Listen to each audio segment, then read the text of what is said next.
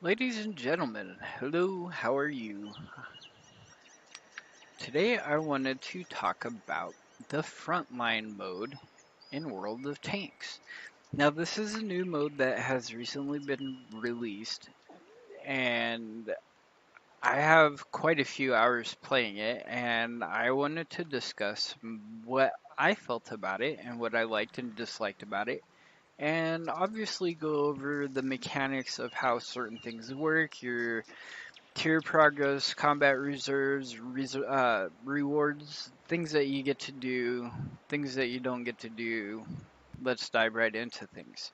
Now, first, I'm going to start off by explaining what Frontline is and how the tier progress works, combat reserves, and go over basically the introduction and read to you basically what everything is and how things work. And we're going to start off by doing that. Now,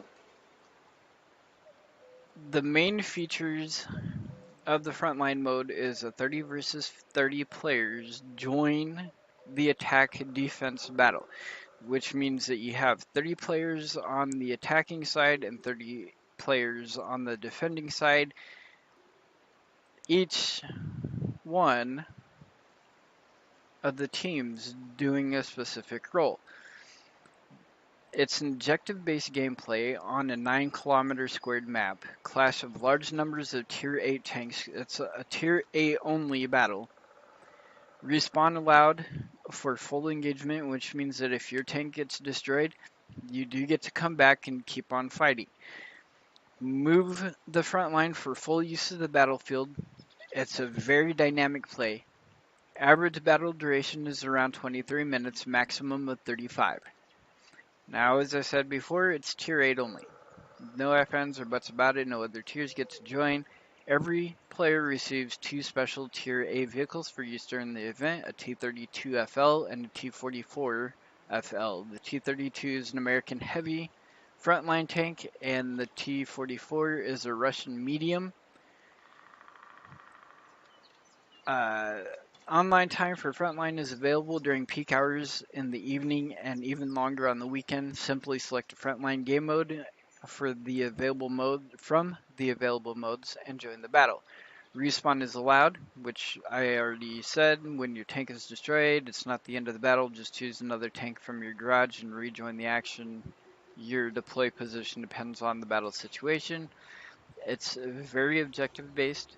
In order to succeed in Frontline, you need to employ different strategies. Do not get caught up in individual fights, but instead focus on capturing or defending the zone bases and pillboxes, which we'll get into a little bit more later. How to win. In Frontline, 2 teams fight for dominance over a large battlefield, as you can see on the map off right here. Attackers win when 3 out of 5 main objectives are destroyed. In order to reach the objectives, they need to capture at least 2 zones in one front. Defenders win when the time runs out. Each phase gives additional time, so defenders should work together to block attackers in every position. So pretty much, if a team wants to win and they're on the attacking side and wants to win fast, they can do this simply by attacking, say, A, capturing A, attacking D, capturing D, and then move on to the pillboxes. Or on any other line, B and E, C and F. Pretty simple, straightforward. 30 players on each side start on the bottom zone. 10 players per zone on either team. And you pretty much just have to push and cap out each of the defending bases. So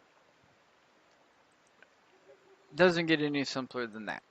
Now, once you reach the main objectives, there are 5 pillboxes, which we'll discuss here in a second, that you have to attack and destroy at least 3 out of 5 in order to win the objective.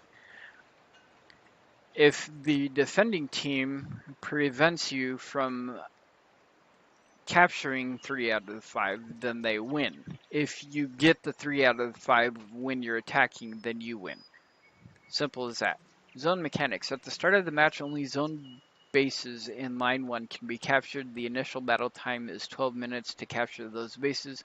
When a zone is captured, the zone will be bombarded after 60 seconds, and defenders may receive a considerable amount of damage. The next zone becomes available after the zone bombardment is complete. Now, to elaborate on the bombardment, if you are defending and you're stuck in that zone and you have a tank with full health, you're going to take a considerable amount of damage, and you may or may not be destroyed um, when that bombardment happens. If you're in a tank that has a lot of uh, health points, chances are you're going to be down to a bare minimum. You're going to need to be scrambling to get to a reply zone to repair your tank as soon as possible. You're also going to have to deal with a lot of module damage and a lot of crew damage as well. Now let's get into the pillboxes. The main objectives of the mode are large gun installations that fire on the attackers. When the time runs out, in order to defeat them, the players need to attack them from the sides or rear. And this is very important because the front and the top of the pillboxes are indestructible. They're heavily armored. The sides and the rear and the weak points are where you want to be aiming at and hitting with your shells. Sides have 165 millimeters rear, 90 millimeters weak points, 70 millimeters on the door, and 25 millimeters on the vents. So keep that in mind whenever you are attacking these pillboxes. Resupply circles, something I've already touched a little bit. Take advantage of reply circles functionality by driving your tank onto the designated resupply circle. It repairs 100 hit points, 1 crew member and module, and supplies 10% of the ammunition per second. Okay, that's very important. So the longer you sit in that circle, the more health points you're going to regain. You can sit as long as you need to regain full health, full crew, full module repairs, everything, and then also on top of that have your ammo restocked. After resupply, the circle is blocked for 2 minutes plus 10 seconds for every second of resupply. So keep that in mind when you're sitting in the circle. If you get shot, the circle is disabled for 5 minutes. So if you get shot by an enemy tank while you're in the resupply circle, that resupply circle and all of the others throughout the map are going to be disabled for your use for 5 minutes. So keep that in mind. Make sure if you're going to need to hit a resupply circle that you are safe from being hit by enemy fire. Capturing bases. Attackers can capture zone bases by accumulating points in the capture circle. Taking damage in the circle adds 5 seconds to the capture time. Defenders cannot recapture bases. Bases in line 1 need 150 points to be captured. When captured, each base gives 2 minutes to the battle time. The last zone base gives 4 extra minutes. So make sure if you're defending that you don't let them get past that first zone, because once they do and they start capturing the second zone, that's more time that's added to the game clock, which gives them more time to destroy the pillboxes. Ranks and bonuses. So while you're playing in the game, you start off as a private. Okay? If you end the game as a private, you get no tier progress and no experience bonus at all. You level up to sergeant, you get 150 tier progress and 10% experience bonus, and 350 20 plus 25% for lieutenant, 600 and plus 50% for captain, 900 and plus 100% for major, 1200 and 200% for general. So keep that in mind when you're fighting. You want to try to get as much of a rank as you can. The higher the rank, the more experience and the more progress you're going to get.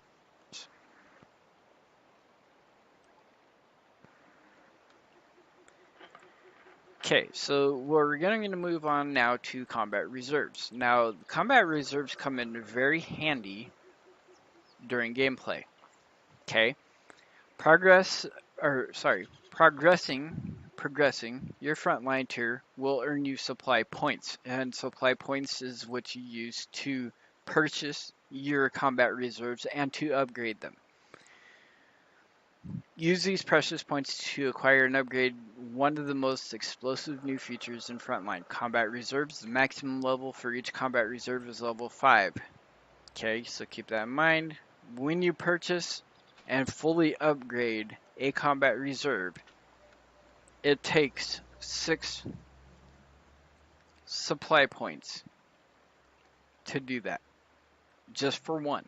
Just purchase and upgrade to tier 5. It takes 6. Okay, and depending on the type of tank you're playing, you can use upwards of 3 combat reserves in battle.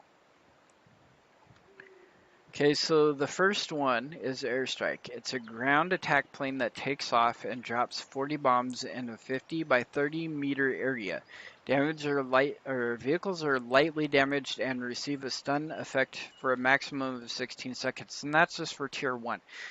That time goes up as you upgrade airstrike. An airstrike is best used when aiming at fast-moving targets or larger groups of enemies. Damage caused by the reserve will be rewarded with slightly reduced values. The additional stun effect might also give some extra rewards. Artillery strike.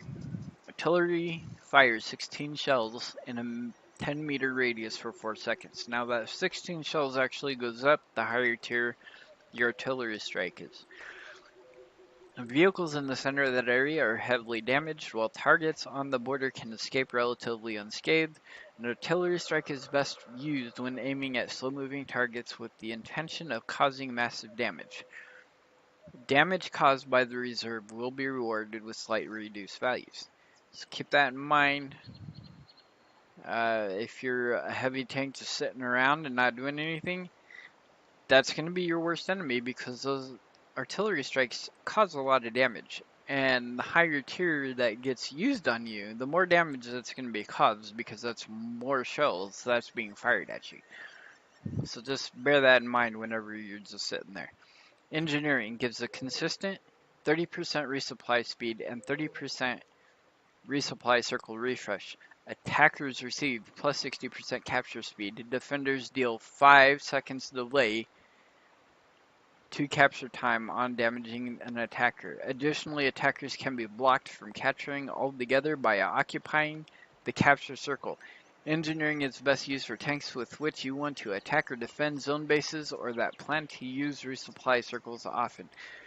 9 times out of 10, those are most likely going to be your heavy, maybe some medium tanks, because they're going to be the ones that are going to be going in there and doing a lot of the capping because of their extra armor. They're going to be, you know, able to handle that extra damage. Inspire gives plus 10% crew performance to the tank and all allies within 40-meter radius for 40 seconds. When leaving this radius, the effect stays active for an additional 10 seconds. The Inspire effect is additive to any existing crew bonuses, so combining it with food or ventilation is recommended. Rewards are received by allies that deal damage while under the influence of your effect. When more cases of Inspire are active, the first always gets the bonus. So keep that in mind if there's a bunch of you that are using that combat reserve in one little area. It's only gonna work on the first use. Alright, recon flight. A reconnaissance plane spots a 750 meter long line of 4 circles, each with a 150-meter radius. The flyover takes around 15 seconds, in which time all vehicles in these circles are spotted and stay visible for 20 seconds. Recon flight is best used in areas close to the tank without Allied spotting coverage. The data collected by the plane is sent to your tank exclusively, and rewards are received for damage done by your allies. Smoke screen. A line of 5 smoke grenades is fired in a 200 by 50 meter area. Smoke stays active for 30 seconds while it blocks the line of sight and conceals tanks. Tanks inside the smoke can see through it, but with 2/3 view range.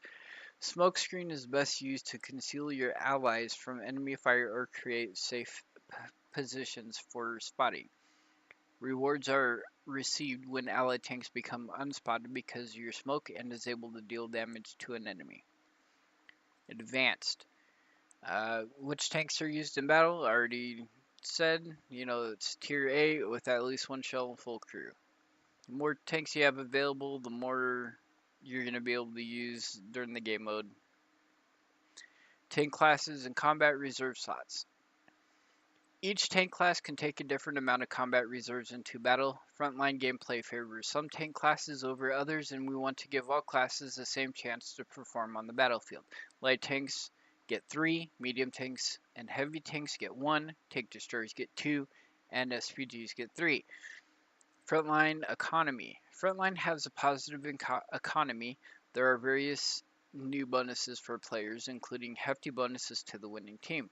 Repair costs for tanks are only paid once, no matter how often the tank is repaired in battle, which can come in really handy, keeping your costs down. If a consumable or directive is used, the effect remains active for the whole battle, which is very good. Battle events. New battle events have been added to Frontline. Players will receive rewards for the mode-specific features and objectives, capturing a zone, defending a front for longer than 5 minutes, destroying or defending main objective, and assisting or dealing damage with combat reserves.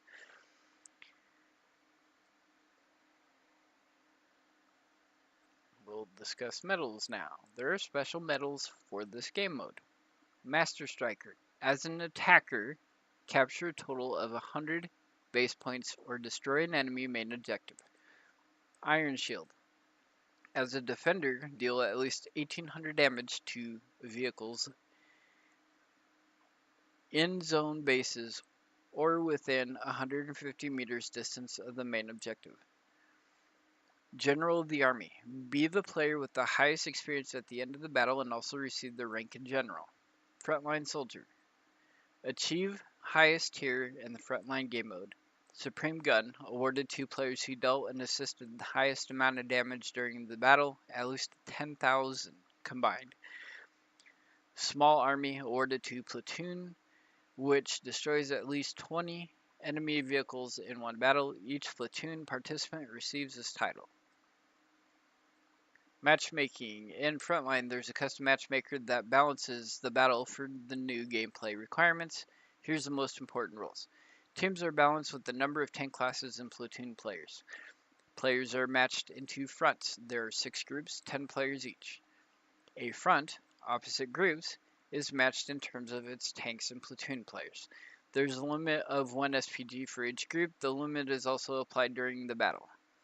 The matchmaker has a memory. If you played for a team 3 times, the next battle should be started on the opposite team.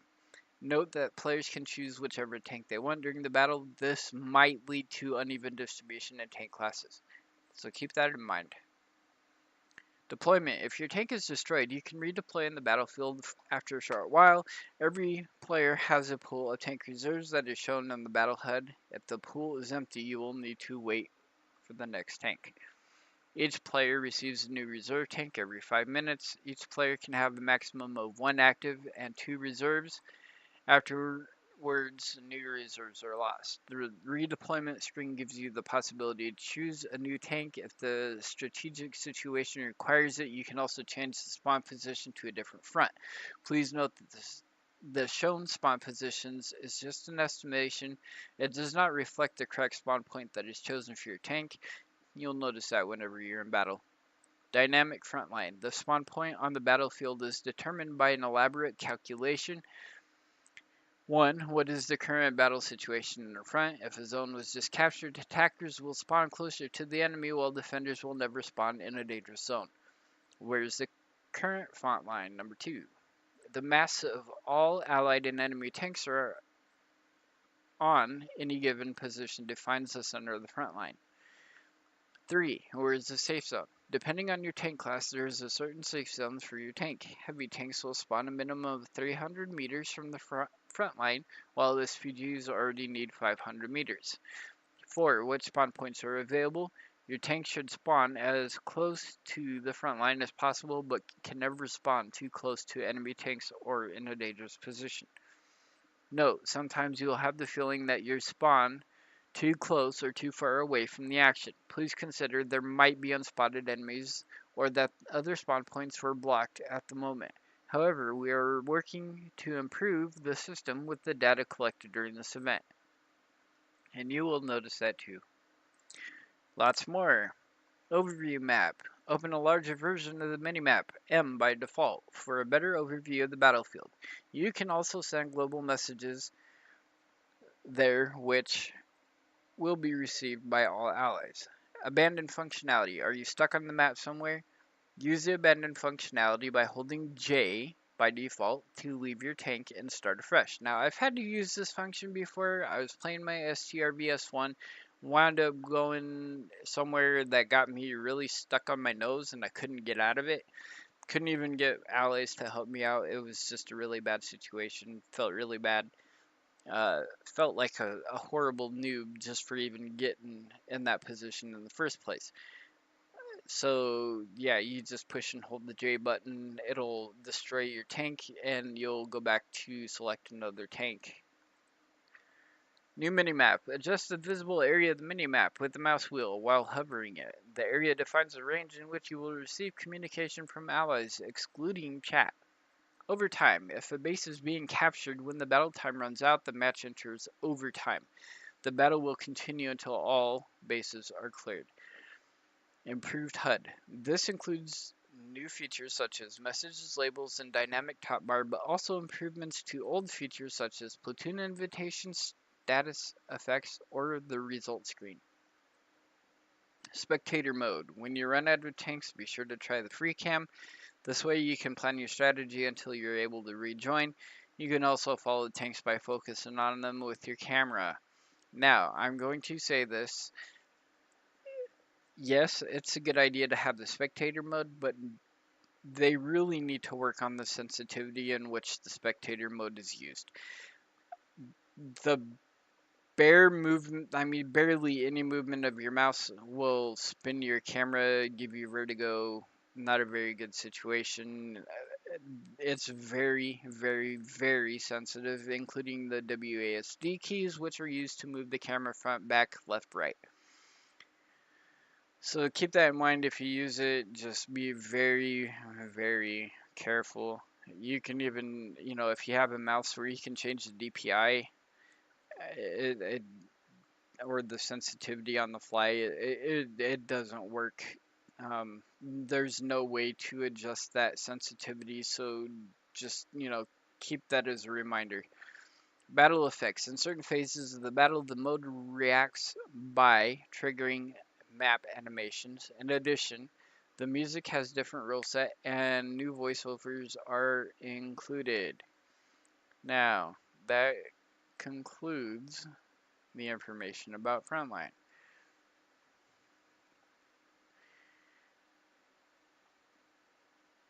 Combat reserves. Believe I already went over, I already went over combat reserves and all of that. Tier rewards. Okay, so tier rewards are pretty simple. for each section of the tier um, leveling process, you get different rewards. Pretty much from 1 to 10, you get small consumables, manual fire extinguishers, small med kits, and small repair kits. Uh, 11 to 20, you get more credits, and then you get the use of automatic and large repair kits and med kits. And then 21 to 29, you get personal reserves added to your account. And when you hit 30, you get a free garage slot and 1 day premium time. Now, once you reach level 30, then you can use prestige level to receive some extra rewards and start over at tier 1, depending on which tier you get to. You will only notice that the only difference will be these badges that you get here. So the higher you go, the better your little badge is going to be. You still get the same amount of consumables and the same amount of bonds. Other than that, that's pretty much it. See if I missed anything. Doesn't look like it. All right. So next we'll get into some gameplay. I'll show you uh, my best game so far in this mode. Um, all right. So here's the video that I had one of my best games on this game mode and on this map. Um, I'm just gonna let you guys watch it in peace. If you like what you saw, go ahead and leave a like. If you didn't, hit that dislike button. If you want to see more of my content, hit the subscribe button and make sure you click on that little bell icon to get notified whenever I post a new video. If you guys play World of Tanks and you want to discuss more about Frontline, leave comments in the comment section. Keep it civil, please. Let me know what you like, dislike about the modes. If you have any questions, feel free to ask them. I'll do my best to answer them whenever I can, if I know the answer. If not, I might refer you to somebody else. Um, if you'd like to see other gameplay, more than welcome to check out my Twitch, twitch.tv/my_gaming_TV. Link should be in the video description. So with that, have a great day, enjoy the gameplay, and I will see you next time.